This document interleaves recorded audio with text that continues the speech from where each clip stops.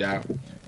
style yɛrɛ fɛ ka sɔrɔ k'a bɛ kan min fɔ o kama mɔgɔ caman tun t'o kan dɔn hali n'o y'a sɔrɔ ale tɛ o fanfɛ yanfan ye dɔnkilidala fɔlɔ ye a t'a laban fɛnɛ mais ale ye style min don a t'a la a kɛra sababu ye mɔgɔw ye dɔnkilida ye Ganadugu dɔnkili lajɛ cogo wɛrɛ la parce que kɔrɔlen minnu tun b'a da peut-être que olu tun tɛ Ganakan dunnenba yɛrɛ fɔlɔ voilà voilà ale ye Ganakan dunnenba yɛrɛ de kɛ dɔnkili ye ni i m'i tulo ma jɔ k'a sɔrɔ Ganakan filɛ nin ye ni mɔgɔ min bɛ bamanankan fɔ b'a mɛn mais n'i ma i tulo ma jɔ i tɛ batamata in faamu cogoya si la ko sajuru saya juru kana malo ye n'i y'a ka kumaw jateminɛ n'i hakili sigi Lamusa n'a ɲɔgɔnna olu b'a faamu ka tɛmɛ anw tɔw kan mais dɔnkili bamanankan yɛrɛ de don mais n'i sigi mɔgɔ min tɛ bamanankan yɛrɛ bamanankan déformé i tɛ foyi mɛn a la k'a sɔrɔ a bɛɛ ye bamanankan ye. A ma nɔgɔn Lamusa a kɛ jiyɔ a kɛ tɛ cogo a bɛ min fɔ il faut k'ale k'o ɲɛfɔ an ye sisan kɛ sinon an ma fosi mɛn. Bon dɔnkili i b'a dɔn sisan Isa Kaba mɔgɔ caman bɛ bi u bɛ ka essayer k'u ka yɔrɔ dɔnkili u ka yɔrɔ kan ka don bala à travers la musique mɔgɔ baden de bɛ k'u bolo da sisan i yɛrɛ kumana san Batoma Jalo kan n'a b'a wele ko Kumatu Batoma olu ye dɔnkilidalaw ye vraiment mun ye u seko kɛ u ka sigidaw olu kan a yiriwali sira kan o de kama dɔnkili caman bɛ yen Ganakanw ni fɛnkanw na caman bɛ i fɛla fɔ a kan a kumana sajuru kan fɛn caman fɔ a kɔnɔna na nka donna nataw la ni Ala ma basi an n'a ma fɛn caman na surtout a dɔnkili dɔw yɛrɛ bɛ cɛ keleyabagatɔ i b'a dɔn o la a sɛgɛnna ko cɛcele voilà cɛ keleyabagatɔ o de ye cɛcele ale b'a fɔ ko cɛcele voilà cɛ keleyabagatɔ ko cɛcele ti wa dugu la cɛ keleyabagatɔ ko cɛ keleyabagatɔ tɛ taa dugu la a tɛ taa dugu la parce que a mana k'a bɛ taa dugu la a tɛ se ka sɔn a tɛ sɔn sili ma n'aw k'a bɛ si a bɛ jigin a kɔnɔ k'a fɔ ko an ka dugu cɛmisɛnninw bɛ yen nɔ walima an ka dugu kamalenkuntigi bɛ yen donc a tɛ se ka lafiya cogo si la a ma nɔgɔn voilà a kumana o fana ni mɔgɔ min b'o dɔnkili jateminɛ n'i y'a fɔra ko cɛcele i tɛ se k'o liaison kɛ ko parce que bamanankan na olu bɛ tigɛ ka bɔ ɲɔgɔn na phrase tigɛlenw don cɛ keleyabagatɔ mais olu bɛ se k'o réduire ko cɛcele tiɲɛ yɛrɛ la Lamusa o yɔrɔ la an bɛ Mali ganaw bɛɛ lajɛlen fo Bafotigi Jalo honorable an b'a fɔ nin waati in na Ba Konate Ba Nate voilà an ka foli bɛ a fɛnɛ ye Balabugu Semana Ganadugu ka fɛn o fɛn bɛ yen nɔ o fana u ka kan ka di a lamɛnli ka di kojugu a lamɛnli ka di dɛ Lamusa n hakili b'a la an tun bɛ baro dɔ kɛ Lamusa tun bɛ Ganakan fɔ a ye sanga min sɔrɔ n'o ye diɲɛ kɔnɔ a tɔgɔ de o la ko Gana hali sini o tɔgɔ b'a nɔfɛ o y'a sɔrɔ an bɛ ka arajo daminɛ wagati min RNU yɛrɛ sangatigi ba fɔlɔ o ye Lajos star yɛrɛ o ye Lajos de mɔgɔw tun bɛ bɔ fo dugu ni dugu kan u ɲɛ d'a kan hakili b'a la don dɔ sigilen tora dɔ na ko Gana kelen kɛ n'o yɛlɛla kelen kɛ i b'i ka mɔgɔ sɛbɛ ci la wagati min ko Gana kelen kɛ dɛ ko ne nana lajɛ ko ne ka Gana kelen kɛ quoi voilà ka sar kundo dɛ Isa Kaba fɛn bɛ tali kɛ an ka bi ma welelen na ani Makiba de tun kan ka ɲɔgɔn lasɔrɔ ka bɔ Haut Conseil Islamique du Mali kɔnɔna na nka an tɛ ka se k'a lasɔrɔ gɛlɛyaw bɛ nɛgɛjuruw la wagati dɔw la Zango Sɔmara Jonalama i ni mɔgɔw b'a fɔ k'a da ɲɔgɔn na kuma dɔ la mais gɛlɛyaw bɛ don a la an b'o hakɛto ɲini nka a mana kɛ cogo o cogo tile kɔnɔ n'an sera k'a sɔrɔ parce que an bɛna min kuma fɔ ko sɛbɛnba don ka sɔrɔ kɛ Haut Conseil Islamique du Mali olu kan ka silamɛ jama bisimila Bamakɔ yan nɔ silamɛ jama minnu n'olu kan ka bɔ diɲɛ fantan naani bɛɛ lajɛlen fɛ ka na falen kɛ silamɛya yɛrɛ taabolo ani jatigɛwale kɛlɛli taabolo rencontre ɲumanba don min kan ka kɛ week-end prochain donc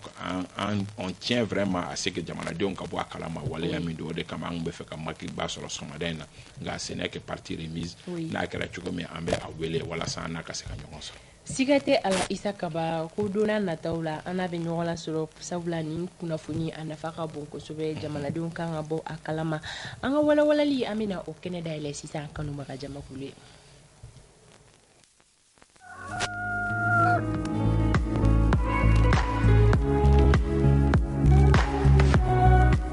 Décryptage wagati sera Isa Kaba bisimila saha fanta tumata an bɛ foli kura ka ɲɛsin an lamɛnbaga n'an filɛbaga bɛɛ lajɛlen ma k'a f'u ye ko bisimila an ka walawalali kɛnɛ kan. bela jele bisimila mne sogomade na commencé Issa Kaba o betalike extradition na. Oui. Bon, extradition ye diɲɛ jamanaw ni ɲɔgɔn cɛ waleya minnu ni tikɛnɔbilaw de don tikɛnɔbila minnu n'a bɛ jamana dɔ yamaruya ka a laɲini ni o y'a sɔrɔ a ka jamanaden walima maa bɛ jamana wɛrɛ kɔnɔ maa min n'a ye dankari ale ka sariyaw la ni par exemple anw filɛ nin ni maa dɔ bɛ sigilen Niger n'o ye dankari anw ka sariyaw la a kɛra an ka jamanaden a kɛra jamanaden wɛrɛ mɔgɔ ye ne mɔgɔ dɔ de na anw ka jamana kɔnɔ ka na dankari an ka sariyaw la a kɛra Niger ka ye a kɛra anw yɛrɛ ka jamanadenw ka yamaruya di Niger kaw ma o ka se k'o jamanaden k'o di anw ma an ka n'a bila an ka kiiri tigilamɔgɔw ka bolo k'a fɔ ma ko extradition n'i y'a ta ka jateminɛ kiiri bolo de don a tɛ di aw ma aw k'a tigi kan tigɛ a tɛ di aw ma aw k'a kunkolo tigɛ a tɛ mais a bɛ di aw ma kiiri hukumu kɔnɔ sɛbɛnfuraw de don minnu yamaruya bɛ jamanaw ni ɲɔgɔn cɛ jamana minnu na a b'a yamaruya ka fɔ aw bɛ laɲini kɛ ka fɔ karisa anw ka nin karisa in bɛ aw fɛ yen nɔ a ye dankari an ka jamana sariya la an ka jamana sariyatigiw ye mandat don a nɔfɛ damakasi sɛbɛn don a nɔfɛ a y'a di an ma an ka n'a bila kiiri tigilamɔgɔw ka bolo kan o bɛ se ka kɛ o cogoya la ten tɔ a bɛ se ka kɛ aw yɛrɛ ka jamanaden tɛ mais jamana wɛrɛ den don min n'a nana ka na dankari aw ka jamana la k'i boli ka taa jamana wɛrɛ kɔnɔ aw bɛ se ka laɲini kɛ o jamana bɛ a di aw ma walima jamana yɛrɛ min ni o kuma bɛ sen na o jamanaden dɔ bɛ se ka lagosi dɔ ta k'aw ka jamana sɛgɛrɛ aw bɛ laɲini kɛ mais o laɲiniw ta sira tɛ kelen donc extradition bɛ bila o minɛn kɔnɔ a bɛ tɛmɛ jamanaw ni ɲɔgɔn cɛ mais jamanaw fana bɛ yen nɔ i bɛ t'a sɔrɔ jamana dɔw bɛ yen a tɛ minnu ni ɲɔgɔn cɛ a yamaruya a sɛbɛnfura tɛ minnu ni ɲɔgɔn cɛ par exemple jamana dɔw bɛ yen nɔ i bɛ t'a sɔrɔ olu ni anw ni ɲɔgɔn cɛ nin hukumu in tɛ yen nɔ extradition tɛ an ni ɲɔgɔn cɛ hali n'an ka mɔgɔ ye tiɲɛni kɛ an tɛ se k'a laɲini jamanaw yɛrɛ fana bɛ diɲɛ kɔnɔ minnu yɛrɛ de kɛlen don k'a fɔ ko nin yɛrɛ de sariya bolo in tɛ olu ka jamana tabiya yɛrɛ de la olu tɛ mɔgɔ si ka mɔgɔ ta ka di i ma extradition hukumu kɔnɔ donc o ye a sariya dɔ ye jamana dɔw bɛ yen minnu t'a kɛ fiyewu yɛrɛ jamana dɔw fana bɛ yen nɔ minnu jamana dɔw bɛ yen nɔ a tɛ olu ni ɲɔgɔn cɛ par exemple n'i ye États-Unis ta a tɛ États-Unis ni jamana camanba ni ɲɔgɔn cɛ k'a fɔ ko e ka mɔgɔ ye tiɲɛni kɛ k'a donna États-Unis ko États-Unis kaw bɛ a ta k'a d'i ma k'a labila ye olu t'o kɛ olu ka o kɛli ka dɔgɔ Colombikaw fana b'o cogoya la ten tɔ Colombikaw fana ni rarement olu fana b'o kɛ hali n'o y'a sɔrɔ depuis 83 olu de la k'u ka mɔgɔ dɔ di Faransikaw ma o bɔlen kɔ a la o kuma cayara olu ka jamana kɔnɔ kosɛbɛ a kɛra mankan yɛrɛ donc olu y'u bolo jɔ ni extradition ye dɔɔni. D'accord. Issa Kaba, fɛn min bɛ tali kɛ ni sariya bolo ko fɔlen na e b'a fɛ ka mun de fɔ sɔgɔmada in na a bɛ mun de ko fɔ. A bɛ tali kɛ halisa Côte d'Ivoirekaw ka kɛlɛcɛ 49 olu kunkanko ni bi na 46 don ka sɔrɔ kɛ maa 3 bilala ka bɔ u cɛ la n'o ye musolakaw ye o hukumu kɔnɔ juma tɛmɛnen Nigériyakaw ka jamana ani jamana wɛrɛ cɛ koɲɛ ɲɛnabɔ minisiri u ka jamanakuntigi kun kelen don k'a ci ka na anw fɛ yen nɔ n'o ye Gofre Ɲama ye ale kun nalen don anw ka jamanakuntigi fɛ yen ci kɛrɛnkɛrɛnnenya la ci minnu ni u yɛrɛ ka jamanakuntigi de y'u don a da k'a ka n'u fɔ o de hukumu kɔnɔ a tilalen kɔ a ka ciw bɛɛ lajɛlen na ale fana y'i dama siɲɛ k'i da don o ko la ko u ka jamanakuntigi ko k'a da sumusumuni kɛ kɛlɛcɛ 46 olu kunkanko bɛ cogo di k'a ko bɛ Kasimi bolo cogo di Mali jamanakuntigi ko nin ko bɛ hukumu min kɔnɔ bi na ko a ka kɛ ko ye ko minnu ni u bɛ kɛ ko simaw ye des solutions durables ko solution durable ye ko sima ye jumɛn ye ko sima ye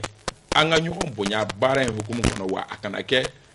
fankelenmaw ye ko fankelenma hukumu jumɛn kɔnɔ k'a fɔ k'a ɲini anw fɛ kuma o kuma bɛɛ ka n'i tintin anw de kan k'an ka kɛlɛcɛ 46 k'an k'a bila ko k'a sɔrɔ mɔgɔ tɛ proposition kɛ anw fana bɛ nafa min sɔrɔ ko in na k'a sɔrɔ kɛ anw tɔɲɔna de a ko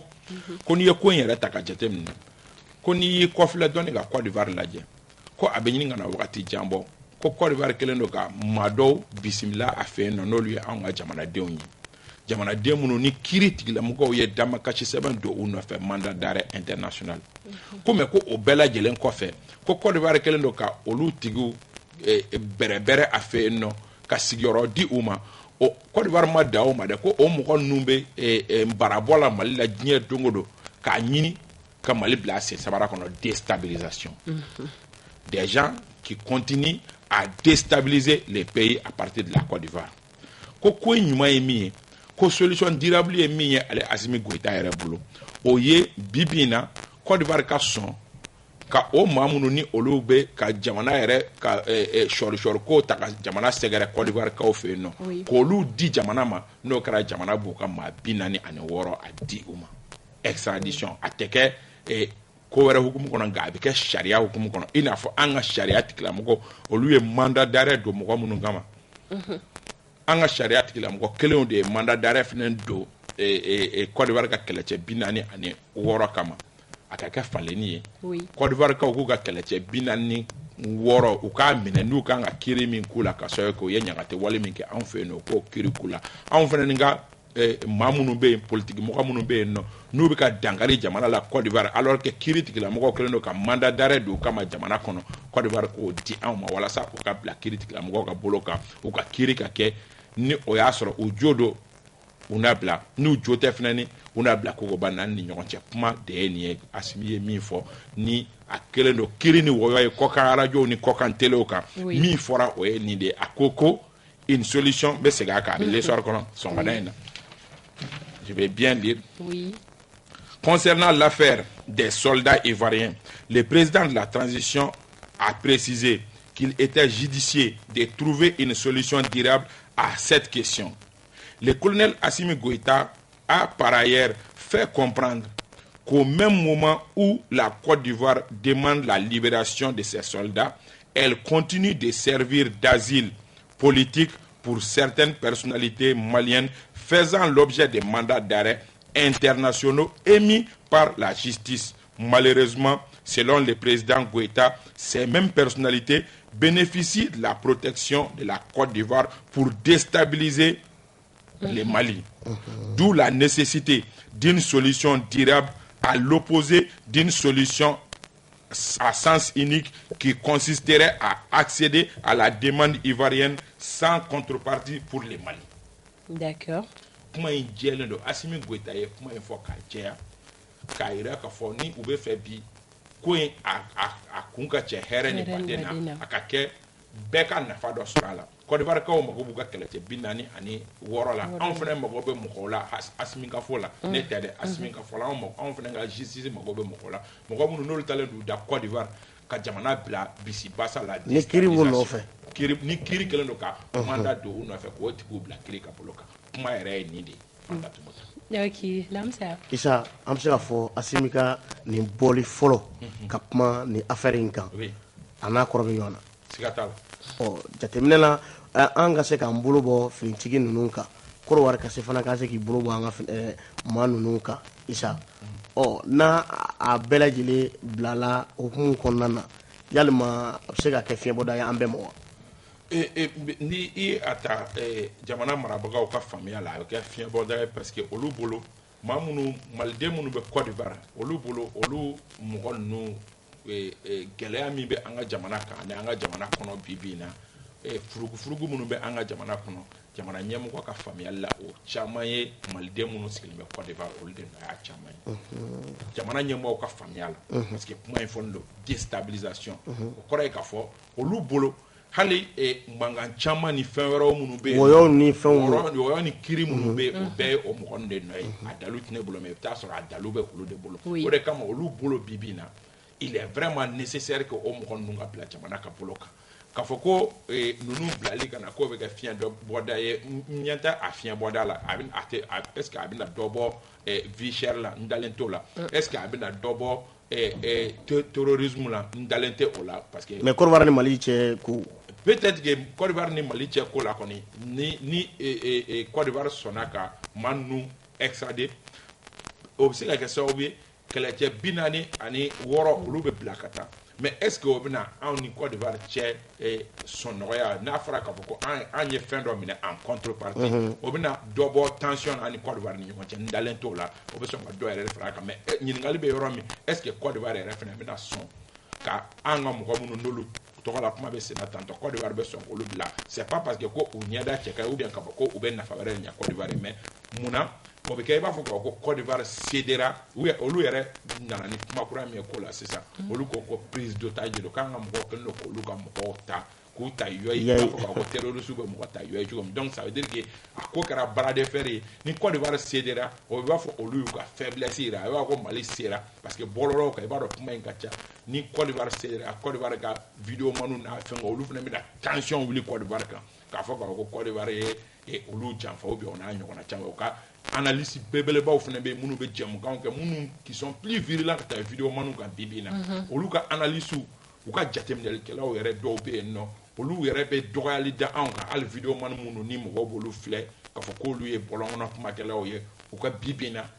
mɔgɔ kalanenbaw ka neni yɛrɛ ka jugu anw ma ka tɛmɛ o mɔgɔ ninnu kan alors que anw fɛ yan nɔ sincèrement anw ka mɔgɔ kalanenbaw toujours olu bɛ apaisement na toujours olu bɛ apaisement na mais n'i ye Côte d'Ivoire mɔgɔ kalanenbaw lajɛ u bɛ jɛmukanw kɛ ka tɔ ɲaga dɔrɔn olu yɛrɛ bɛ ka tasuma tɔ da don vidéo manu fana bɛ taa kuma ta olu de ka kumakanw kɔnɔ ka vidéo kɛ ka fɛn caman fɔ anw ma a ko daɲinɛ don mais est ce que o tension bɛɛ lajɛlen na est ce que Côte d'Ivoire bɛna céder k'a fɔ k'ale bɛ anw ka mɔgɔ saba mɔgɔ naani kɛrɛnkɛrɛnnenya la mɔgɔ minnu ko don honorable Karim Keita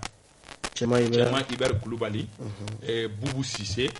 n hakili la olu mɔgɔ saba ko in bɛ olu de kun kan kosɛbɛ nin ko in na ani cɛ dɔ in yɛrɛ kibaruya de min ale tɛ yen bilen Ayine Ibrahim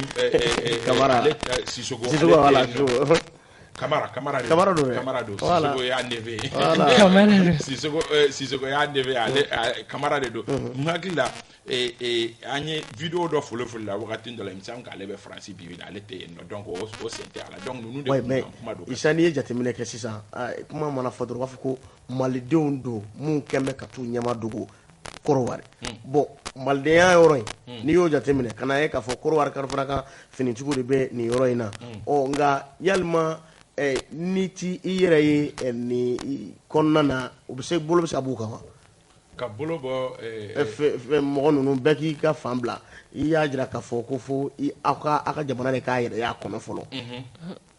extradition bɛ Mali yɛrɛ ni Côte d'Ivoire ni ɲɔgɔn cɛ ni a delila mɔgɔ dɔw bɛ yen nɔ minnu delila ka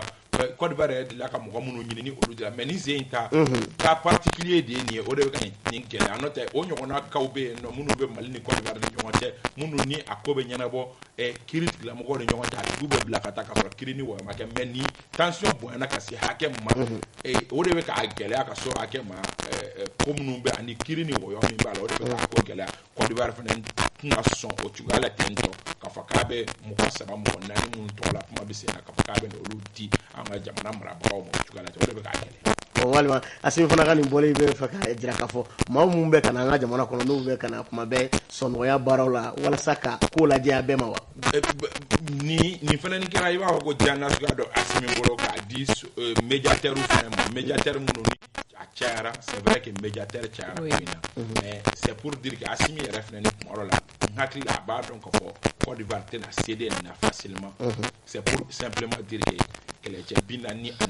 bɛ anw fɛ a bilalen ŋaniya t'an kɔnɔ an ka tiɲɛ fɔ d'accord Isa Kaba kuma kuncɛ kuma Isa Kaba kuncɛ kuma ye min ye an bɛ Ala deli Ala ka attention nɔgɔya n bɛ sigi a kan Côte d'Ivoire autorités ka politique ye min ye ka population impliquée kɛlɛ in na ni o kɛra nous on a beaucoup à perdre là mais anw ka politique ye min ye population qui i sen bɔ a la an k'a ɲɛnabɔ dans la légalité parce que sariya bɛɛ lajɛlen bɛ anw de ka bolo kan jo bɛɛ bɛ anw de bolo nin na mais Côte d'Ivoire sago ye anw ka erreur dɔ kɛ o ka sɔrɔ k'u baser o kan ka taa Nations Unies na ka taa taama ka sɛbɛn don mais anw tɛ k'o opportunité de d'u ma o de kama dɔgɔkun tɛmɛnen concert dɔ tun kan ka kɛ Côte d'Ivoire kaw ka fɔlikɛla dɔ ka concert tun kan ka kɛ mɔgɔ caman y'a ɲini ko ka concert annulé mais n'i tun ye anw ɲininka anw yɛrɛ en âme et en conscience maturité la anw bɛ concert in to yen a ka kɛ k'a yira Côte d'Ivoire kaw la k'a fɔ ko kɛlɛ tɛ population ni ɲɔgɔn cɛ mais jalaki dɔ de kɛra o jalaki an b'o sen fo ka se a dan na o tɛ kɛ kɛlɛ parce que ni mɔgɔ jo tɛ kɛlɛ la a tigi b'i gulon fɛn bɛɛ la walasa ka jo yɛlɛma a fan fɛ Côte d'Ivoire kaw bɛ o de niveau la u bɛ nɛniw kɛ u bɛ vidéo kɛ u ka mɔgɔ kalanenbaw b'a fɔ a manchette u b'a fɔ a ma ko on est des délinquants on est un état voyou walasa an ka dimi ka ko dɔ kɛ mais an tɛ dimi parce que jo bɛɛ bɛ anw de ka bolo kan nin ko la olu de ka kɛlɛcɛw ni marifa donna anw ka jamana kan an y'u tigɛ a ma kɛ sariya kɔnɔ fana a ma kɛ sariya kɔnɔ Nations Unies a jɛya k'a fɔ k'a ma kɛ sariya kɔnɔ bɛɛ ko k'a ma kɛ sariya kɔnɔ sisan olu bɛ nɛninɛniw ni eta voyou kumaw la pour que ka se ka mɔgɔw nɛr sɔrɔ ni mɔgɔw nɛr sɔrɔla ka mɔgɔw fitinɛ a ka kɛ kɛlɛ mais an tɛ sɔn o de ma. An tɛ bi fili kɔnɔ fiyewu. Siga tɛ o kuma la Alamisa. Waati sera an bɛ foli ni tɔni ta ka ɲɛsin nin waati in na min bɛ tali kɛ Karimu Tarawele Kolo Karimu an b'a fo ka waleɲuman dɔn a n'a furumuso Welesebugu la nin waati in na min bɛ tali kɛ Iso Ayidara la Masikaw fɛ an b'a fo ka waleɲuman dɔn. Isa an kan ka labɛn ka taa dɛ a nana ka bɔ ji la an ka taa foli la an bɛ taa foli la dɛ a ko labɛn a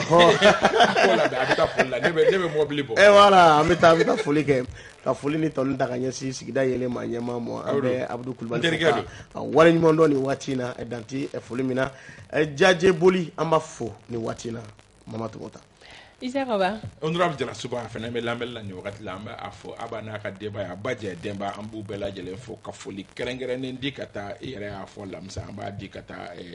Ganadugukaw ma tuguni ka sɔrɔ kɛ olu fana ni caman bɛ yen nɔ mun bɛ jɛmukan in lamɛn an bɛ foliba d'u ma dibiteri Titanic Aba ka dibiteri maa bɛɛ lajɛlen. Cɛ ko de ma taa n kɔ ye ko de ma fɔ n kɔ ye i b'i labɛn a bɛ taa ɲɔgɔn fɛ ɲɔgɔn kana na su Jara ka fara Baba Kulubali kan an b'u bɛɛ lajɛlen fo ka kanubagaw bɛɛ lajɛlen fo Tanti Rokia Tonton Nyanga an b'u bɛɛ lajɛlen fo ka Ala ka fariganw bɛɛ lajɛlen jibɔ. Amina ya Rabbi. Ya Jalo an bɛ foli d'a ma nin waati la Surasi don Ɲoro di Sahel an b'a fo an b'a wele ko Remo Kala. Ka Ɲoro di Sahel cɛ ni muso bɛɛ lajɛlen fo nin wagati kofɔlen na fɛn min bɛ tali kɛ Kasim Konate la an b'a ka foli kɛ kɔrɔ Kasim Traoré a famana ma Kasim ayiwa Ala ka nɔgɔ Amina ya Rabbi. yan fana bɛ Tɔnbɔkutukaw fɛ an b'u bɛɛ lajɛlen fo an ka correspondant bɛ Mali fan o fan Modibo Keyita Nara Michel Yao Kayikaw fɛ yen nɔ Idrissa Diallo Sikaso fɛ yen nɔ Giteyi Tɔnbɔkutukaw fɛ yen nɔ Musa Traoré Motikaw fɛ yen nɔ an b'u bɛɛ lajɛlen fo Sogoba Segu an b'u bɛɛ fo voilà mon ami an ka foli bɛ u bɛɛ lajɛlen ye nin wagati kofɔlen na an bɛ Ogobara Gindo ka foli kɛ Balangabugu la a n'a furumuso Ma Gindo an ka foli bɛ ninnu bɛɛ lajɛlen ye fɛn bɛ tali kɛ Madame Sali Tanti Jaba la a fɛnɛ bɛ Balangabugu Cour suprême kɛrɛfɛ an bɛ sɔgɔmada fɛ foli da n'a ka denbaya bɛɛ lajɛlen ma ne bɛ an yɛrɛ ka musokɔrɔba ka foli kɛ Safiatou Traoré fo yan fo Faransi an bɛ a fo nin wagati kofɔlen na Umaru Darame ka bɔ Ɲɛwulenikaw fɛ yen nɔ a n'a furumuso Awa Kabaya ale ka émission préférée renouveau la o de est nouveau matin an bɛ Solomani Balo préféré tɛ émission an bɛ Solomani Balo fana fo nin waati in na Balangabugu la